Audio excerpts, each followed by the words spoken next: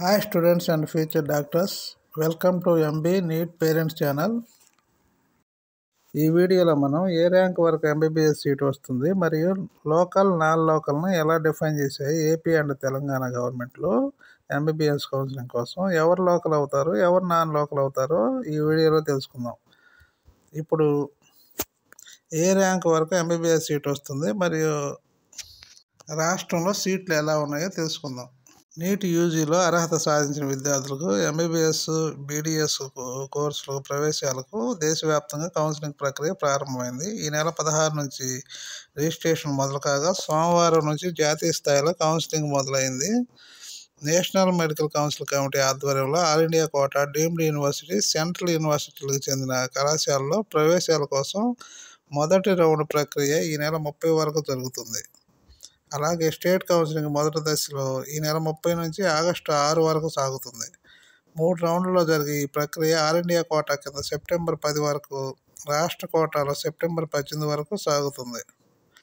అయితే ఎంత ర్యాంకు వస్తే కన్వీనర్ కోటాలో సీటు దక్కుతుందనే విషయంపై విద్యార్థులు ఆరా తీస్తున్నారు. రాష్ట్రం నుంచి 43,400 మంది విద్యార్థులు నీట్కు అర్హత సాధించారు.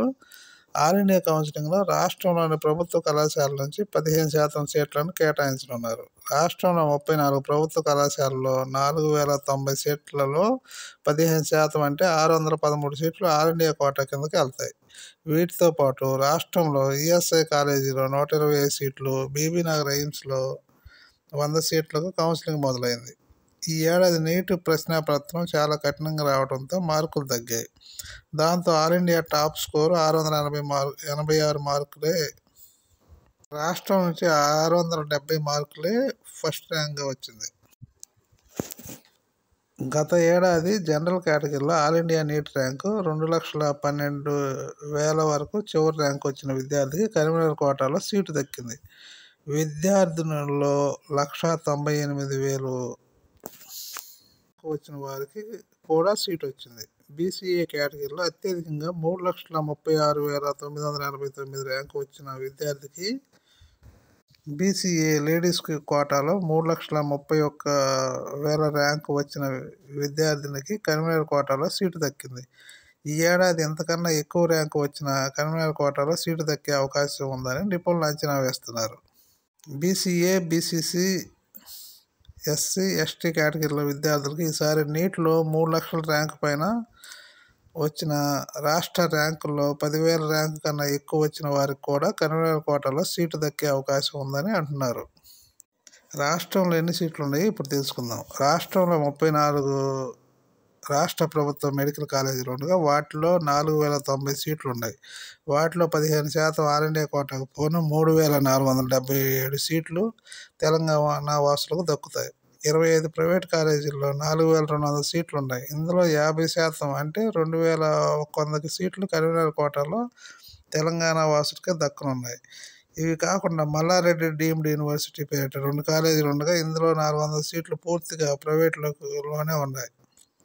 కేంద్ర ప్రభుత్వానికి చెందిన ఈఎస్ఐ, బీబీ నగర్ ఎయిమ్స్లో ఆల్ ఇండియా కౌన్సిలింగ్లోనూ 100% సీట్లు కేటాయిస్తారు.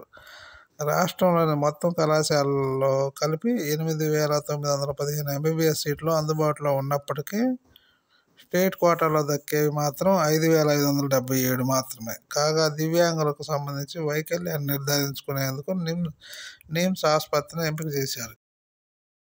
ఇప్పుడు నీట్ కౌన్సిలింగ్లో లోకల్ కోటా ఎలా నిర్ణయిస్తారో తెలుసుకుందాం. ఏపీ, తెలంగాణలో ఒకటే రూల్ ఉంటుందా, వేరు రూల్ ఉంటాయా అనేది తెలుసుకుందాం.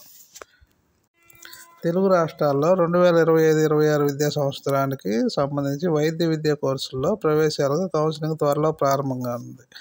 ఆన్లైన్ ద్వారా నడిచే ఎంబీబీఎస్ సీట్ల కౌన్సిలింగ్ ప్రక్రియ ఆటోమేటిక్గా ర్యాంకులు, వెబ్ ఆప్షన్ల నమోదు ఆధారంగా జరిగిపోతుంది. ఆన్లైన్లో వివరాల నమోదులో చిన్న పొరపాటు జరిగినా సీటు చేజారే ప్రమాదం ఉంది.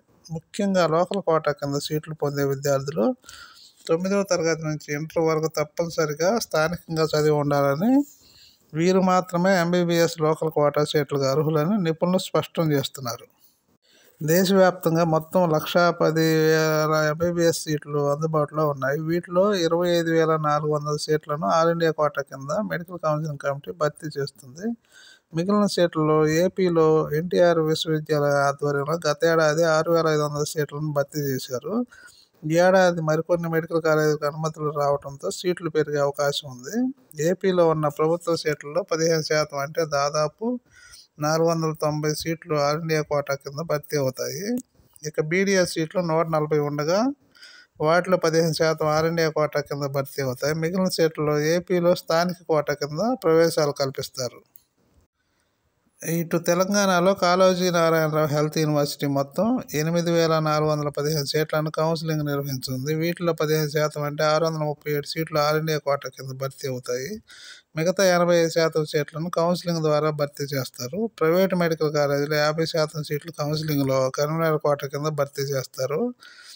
మిగతా 50% మేనేజ్మెంట్ కోటా కింద భర్తీ చేస్తారు. బీడీఎస్ సీట్లు తెలంగాణలో 100 ఉన్నాయి. వీటిలో 15% ఆల్ ఇండియా కోటా కింద భర్తీ అవుతాయి. లోకల్ కోటా ఎలా నిర్ణయిస్తారో తెలుసుకుందాం. ఏపీలో 9 నుంచి ఇంటర్ వరకు చదివితే వారిని లోకల్గా పరిగణిస్తాం. 4 ఏళ్లలో 1 ఏడాది బయట రాష్ట్రాల్లో చదివిన నాన్ లోకల్ కోటా కిందకి వస్తారు. తెలంగాణలో కూడా ఇదే రూల్ పాటిస్తున్నారు. నీట్ పరీక్షకు ఇంటర్మీడియట్ అర్హత కావడంతో 9వ తరగతి నుంచి ఇంటర్ వరకు 4 ఏళ్లు తెలంగాణలో చదివితేనే వారికి స్థానికులుగా పరిగణిస్తామని, వీరికి మాత్రమే లోకల్ సీట్లను కేటాయిస్తామని తెలుపుతున్నారు.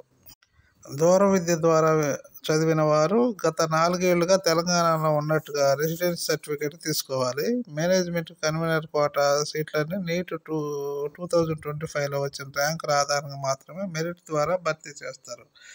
ఓకే ఫ్రెండ్స్, ఈ వీడియో కానీ మీకు నచ్చినట్లయితే లైక్ చేయండి, షేర్ చేయండి, సబ్స్క్రైబ్ చేయండి. Thank you very much.